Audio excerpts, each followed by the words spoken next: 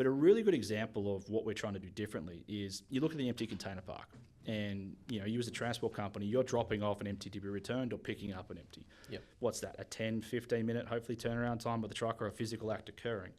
But in that time, something very simple happens where, let's call it a gate out or a gate in message occurs. So when that container is gated in, you need to know because you dropped the container off. Yes. The freight forwarder or the importer needs to know.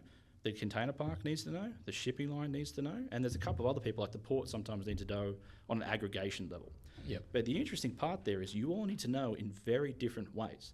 So for example, as a transport company, you get a gate receipt, which is an email with the actual copy of you dropped this container off at this time so you can make sure that you've done your job. Yep. The importer needs to know it's been returned to stop the detention. Yes. The shipping line needs to know for a very specific message that goes into their system in a very particular sequencing time. Yep. For stock levels as well. 100%. So it's like, cool, this physical act have occurred in 10, 15 minutes.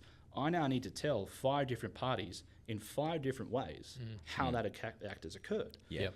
So it's about how do I sit there and communicate this small piece of, one container number and a timestamp to 5 different people in the most effective means possible. Yep. And that's kind of where we're trying to go with it and use that mentality of, it's not just, send me an email, I'll tell you what happened in the container. It's, I want to make this data available to you in the most effective means for your business.